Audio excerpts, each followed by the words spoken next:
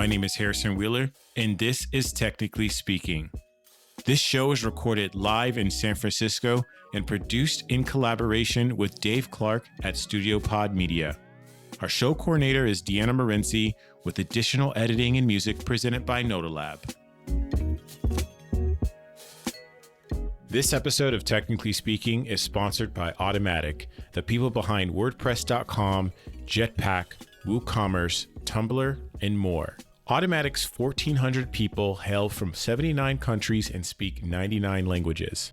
Their open source software products democratize publishing and commerce so that anyone with a story can tell it and anyone with a product can sell it, regardless of income, gender, politics, language, or country.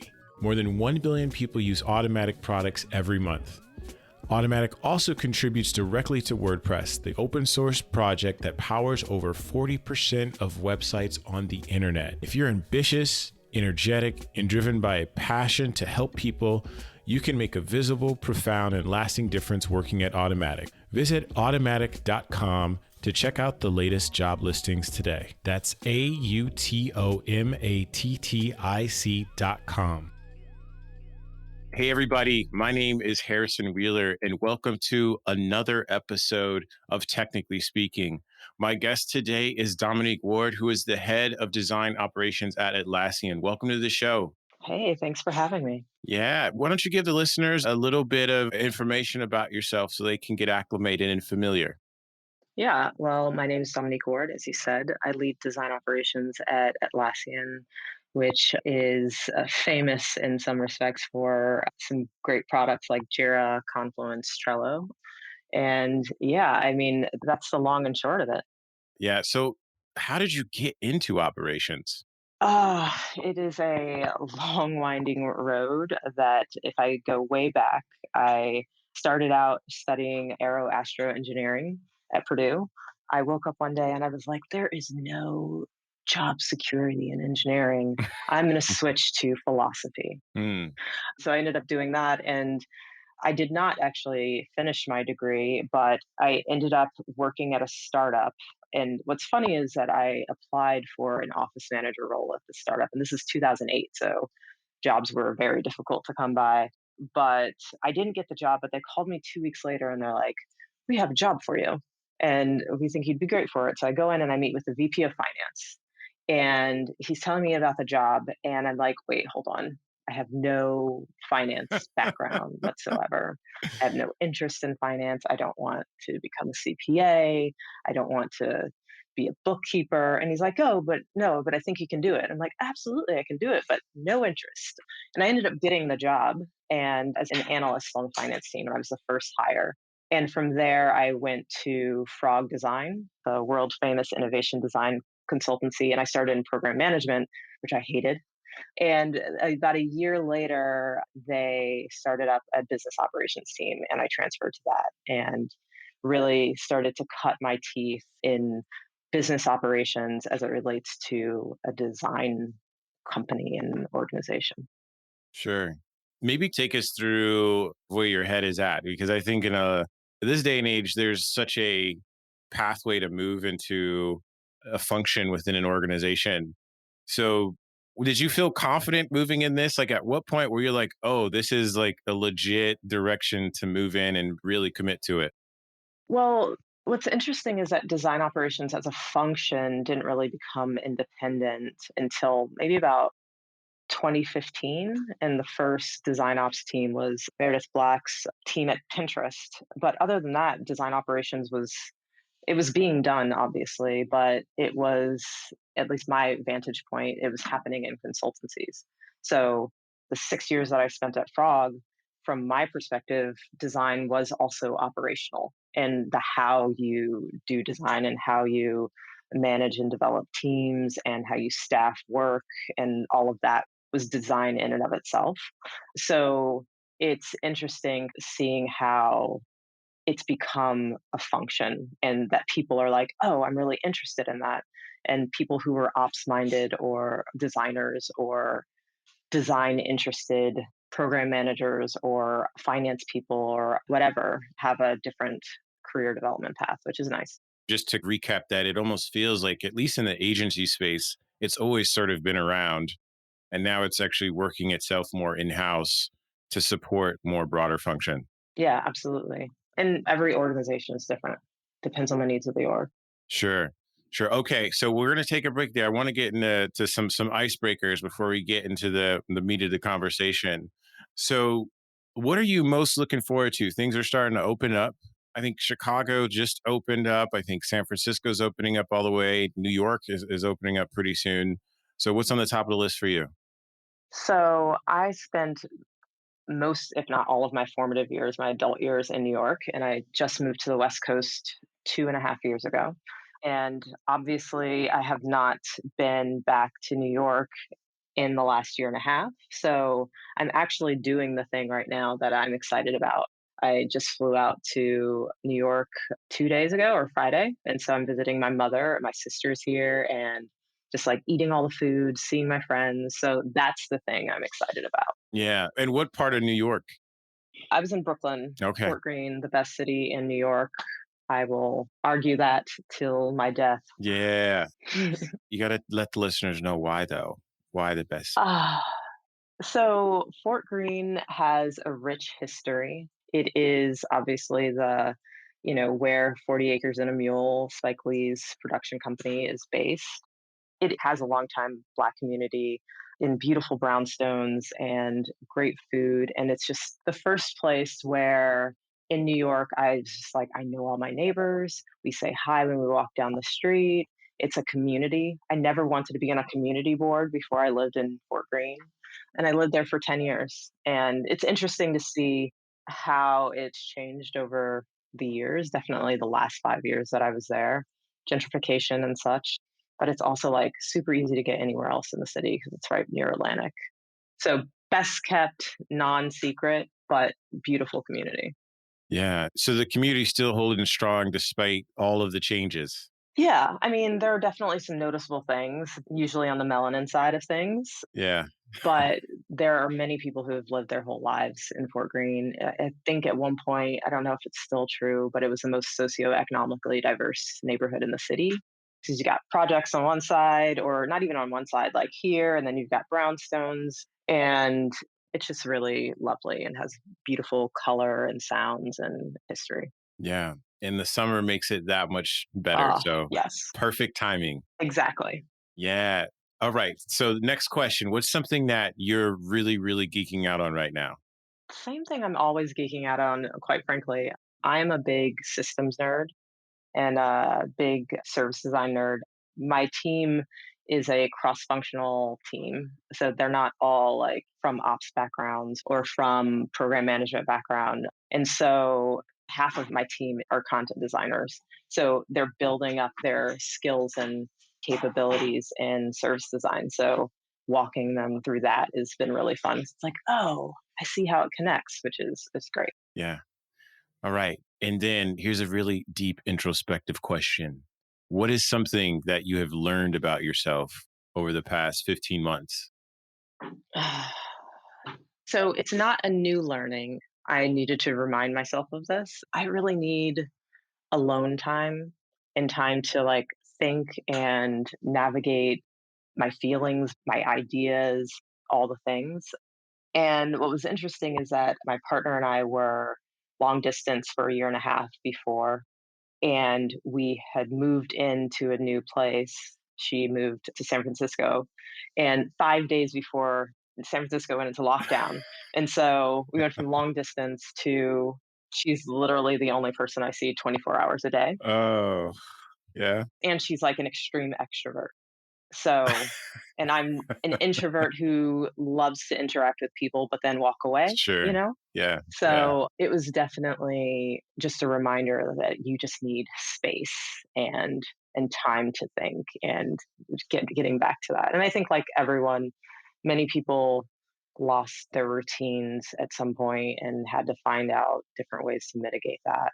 And so I think with we just moved to LA, and so we have a larger space, we have a house, and it's sunnier than San Francisco. So it's offering new ways to separate and also to find that stillness that I crave.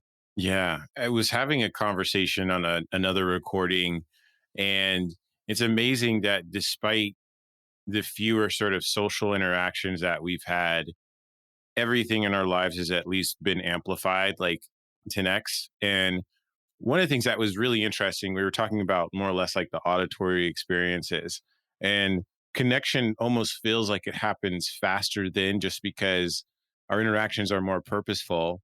But at the same time, before we had so many distractions, we had so much context. And so I think it took a lot longer for our brain to process these things versus now it's just like, it's just a lot. So Yeah, yeah. I feel you on that, especially kind of being separated, but then all of a sudden just seeing someone 20%. We've never even had that before. At least we could go to work for 8 hours and kind of escape that. And Exactly, exactly. whatever your commute is, that could be your alone time, but you just didn't have any options before. No options. So I'm happy for you that you got more space, and that sun really does make a difference. It does, it does, it does, especially because my office in our San Francisco apartment was our dining room, so we never got to use it as a dining room, and it was an interior window, like, facing, like, a little alleyway, so it got no natural light, and it was just, like, sitting in this dungeon all day, especially in the winter, and now, you got the Southern California sun. It feels wonderful. Exactly. And you can appreciate it more because you've lived on the East Coast, you've lived in San Francisco. Yeah, So I feel like there's more appreciation for that. So again, super happy for you. thank you. And it just means the more sun, the more that you will flourish. I love that, I'm gonna use that. Yeah. Awesome. So hey, let's kind of maybe level set with the audience. Would love to maybe know what exactly is design operations. Mhm. So design operations is different for different teams, but for the most part, or at least my definition, is amplifying the value and impact of design orgs and design teams. And again, that varies from team to team depending on the need of the design org, but it's about how design gets done, the gears that turn it. So that could be anything from figuring out how, like, the design process and workflow, tooling, to managing budgets, to design program management is a big component in some teams, but it can really run the gamut. I think some orgs are more strategic than others. Some are definitely more heavily program management. Yeah, and it's really great if you catch a team that's newly forming because it can kind of develop into whatever it needs to be. What does the output of it look like? I mean, does it work its way actually into the product? Is there sort of like a thing that consumers can see? Would love to maybe know just kind of like what is the long tail of operations and how does that work its way into what folks interact with on a daily basis? So I think this is the crux of I don't want to say the problem, but the challenge Sure. that many behind the scenes teams have. Any operations, program management function, anyone who makes things happen, EA, right? You a lot of times can't see directly the impact, but the impact is indirect. And no one knows what's happening or what you do until something goes wrong. But I think for some orgs, for example, design system sits under the design operations team, and that's a really good tangible example of how you can see that come out. There are many, especially heads of design and leads, who are focused on how do we build capability and uplift skills within the org. And while that's not a direct impact to the customer, it's an indirect because you build skills and capability within designers that has better output when it comes to the work and what gets into the customer's hands. So it's a tricky question, but that's also kind of like the question that always pops up. If you go to any design ops conference, it's like, how do you measure and communicate the value of design operations beyond just like time saved or dollars saved? You need the ability to storytell and connect those dots. Yeah, I'd imagine too, there's a lot of partnership with leadership as well to be able to advocate for the benefit of it, right? I would almost say, at least from management perspective, to have somebody that is actually partnering with me to help develop learning modules to better my team, even design systems, that opens up so much more space and time to actually focus on solving the hard stuff. Absolutely. I think I stole this and then kind of like remixed it a little bit from Dave Maloof, who is a design ops leader, but he slash I said, let designers focus on design work and let design managers focus on managing those designers and pushing the work forward, and let design operations handle everything else. And so that everything else bucket is pretty big and could be whatever's necessary, but it's a lot of times about making space for the work to happen and for teams to work effectively and efficiently and, quite frankly, as resiliently as possible. And I think in the last year and a half, that has become even more clear of the need. Yeah. One of the things that I really love about your story is you were doing this before it was a thing, right? At least at larger sort of design focused organizations. What are sort of the building blocks to building an operations team? And where do you see some opportunities for organizations that may not even have one that are starting to kind of think about it now? So there are a few different versions of design ops teams if you want to put them in buckets. There's the design program management focused design ops, which is really about the management of design work and pushing that forward. So it's just as it sounds like. And I think at in-house, there were program managers or PMs, if the way before product managers became a thing in house, and they kind of, they helped scope out the project, they helped lead the project along and make sure designers were delivering deliverables. And that same in a different way is happening in house from a design program management perspective. And then adjacent to that in the smaller capacity is kind of like the managing of budgets and tooling and things like that. My org, the way that I kind of think about it is more in a center of excellence model slash very representative or reflective of my experience, right? Of coming from an operations perspective. And at one point before I was at Atlassian, I was head of business operations at an advertising agency, but it actually ended up being head of all operations, which meant finance ops, business ops, people ops, project ops, and many other ops. And that's the model that I kind of look at it. What is the full spectrum of how things operate and figuring out how to build out those capabilities? And so it's a little bit, in my view, a little bit more robust and looks at things from a broader ecosystem. And so for me, I take a service design approach to building out and my methodology and my team, and really how do things fit into a broader ecosystem, where do they connect, and how do you make sure that you're not just going through the motions and just like, okay, just trucking along, because really literally just taking what has been offloaded to managers or and sometimes designers and just putting it on someone else, as opposed to figuring out how to solve the core problem and getting to how to actually make teams work better. So that's the crux of it. So service design is a really key component of how my team works and how I think about putting it together and how it can impact the broader org. Well, I would imagine if it's a service design approach, you're doing a lot of research yourself to understand where those gaps are, understand how folks are functioning. Out of that, where have you seen some of the biggest opportunities? And you don't have to necessarily relate it to the work that you do directly, but I'm sure there's a community that you're working with, you have peers. What are some of the things that tend to bubble up the most?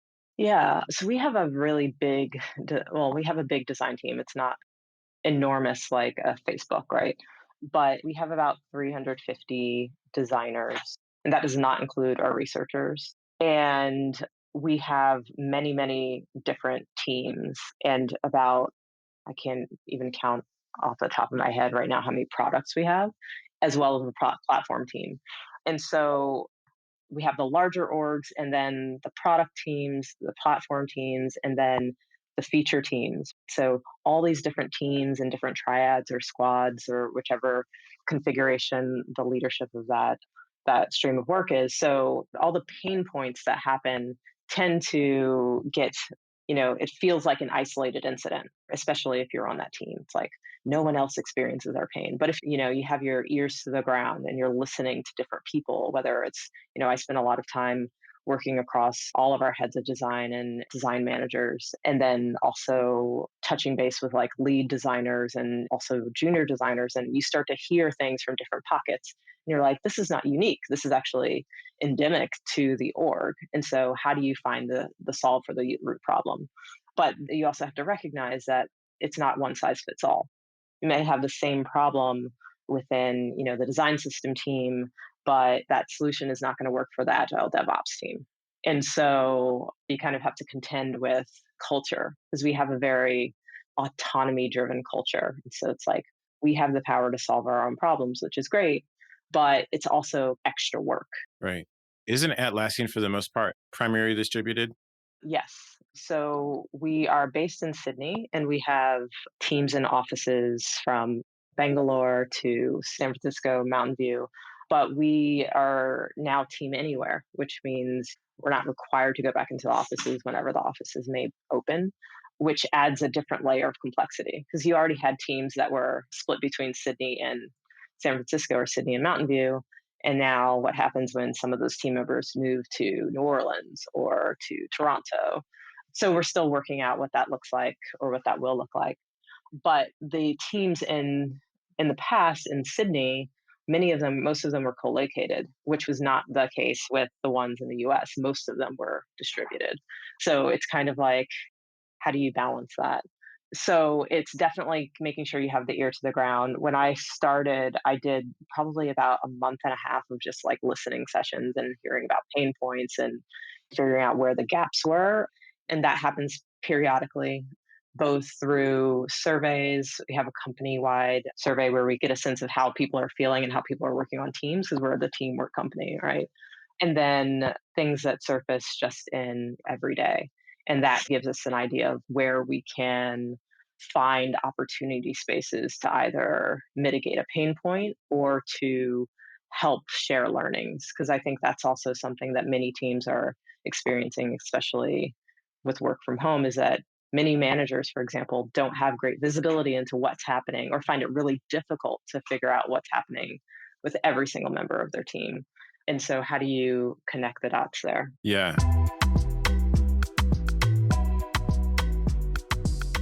The future of work is here at Automatic. The people behind WordPress.com, Jetpack, WooCommerce, Tumblr, and more. Join a team of diverse global perspectives. Create the work environment and schedule that empowers you to perform at your very best. At Automatic, what matters is the work you produce, not how many hours you put in. Work from anywhere you choose. There are Automatications working right now in 79 countries around the globe. The intellectual and cultural diversity that results is critical to the company's success. Automatic believes in constant learning and offers mentorship and personal coaching to support your growth. As a small company with a huge footprint, Automatic offers you the chance to have an impact and make a difference. If you're ambitious, energetic, and driven by a passion to help people, you can make a visible, profound, and lasting difference working at Automatic. Visit automatic.com to check the latest job listings. That's AUTOMATTIC.com. I had a question, and you kind of alluded to this a little bit earlier, but it was around sort of like your collective experience. And just from what you've summarized here, it seems like your collective experience may play a role, but everything is dynamic because what may have worked yesterday and for a certain team, it can change tomorrow. Absolutely. Is that still true? Like, is there still things that you bring to it? Or is it just at this point, we'll figure it out as we go along?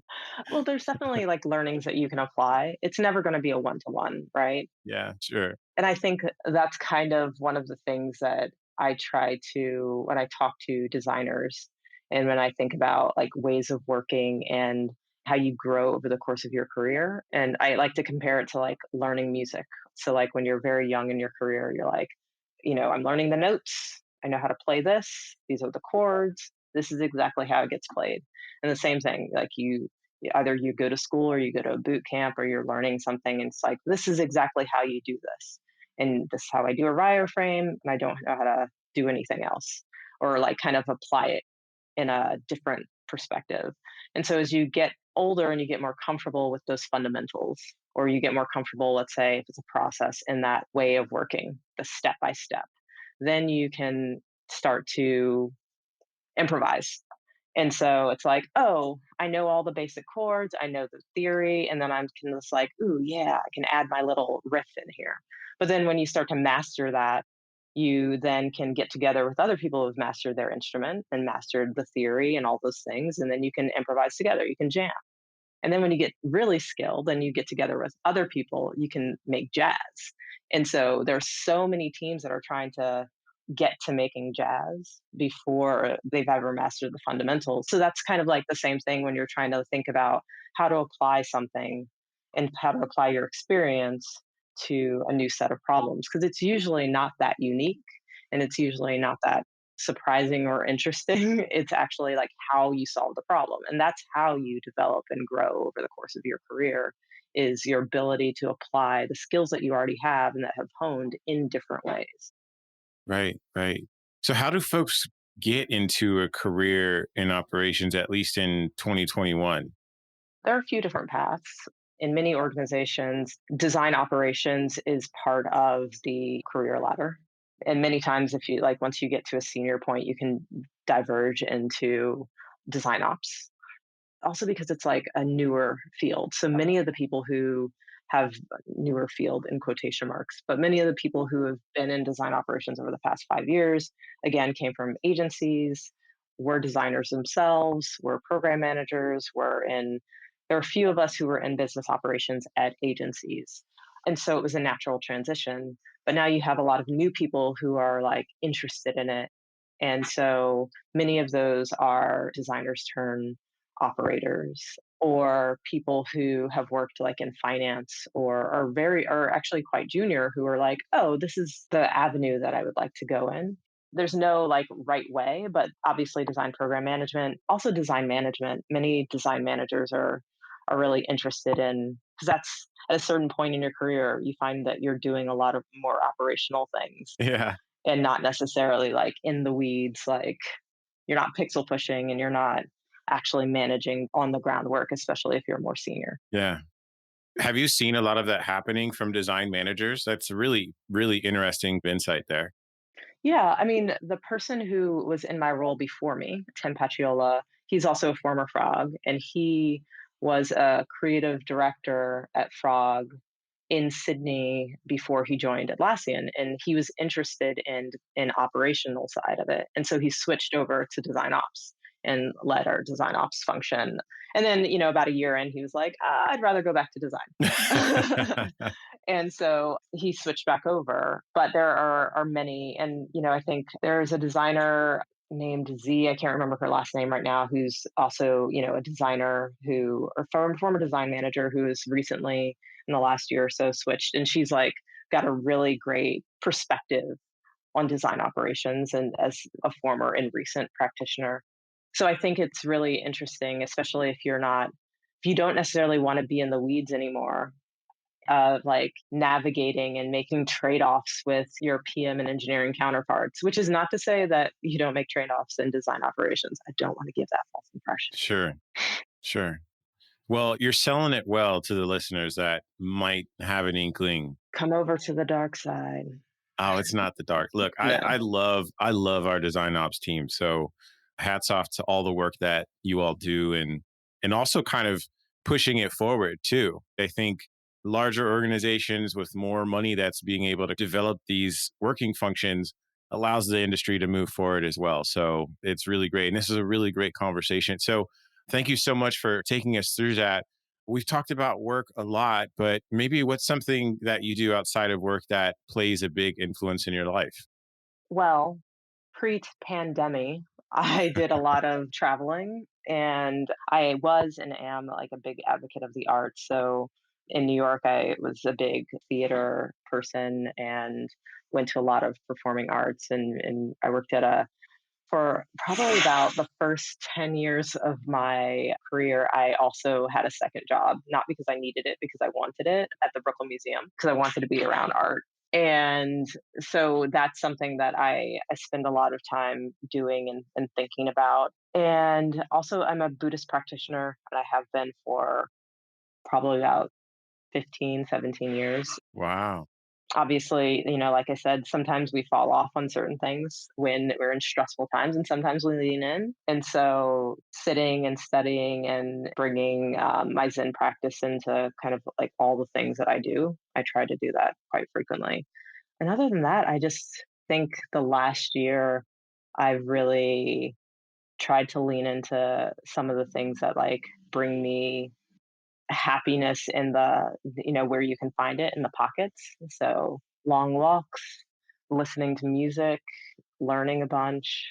I think that one of the things that I missed in being in quarantine is meeting new people and learning and having new ideas and getting new ideas and learning about things. So I always went to lectures and talks and all those things. And so Clubhouse has been a really great, definitely in the first, from in the fall. 3, 4 months. Yeah, exactly. It was just like, oh, all these great conversations and really great content and going from room to room. It filled that gap that I had. Yeah. Well, just like you said before, and I love this, is playing jazz and that improvising and jamming. That's something I think a lot of us really long for. I think as you were kind of walking through, even just going to a gallery, I was like, oh, yeah, it feels like forever. So I love that. And the fact that you call it a pandemic also speaks a lot to your mindset on things. You're giving it a nickname. Panorama, pandemic. Yeah, anything to make it fun. Yeah. Well, Dominique, thank you. Thank you so much for coming on the show today. How can folks get in touch with you?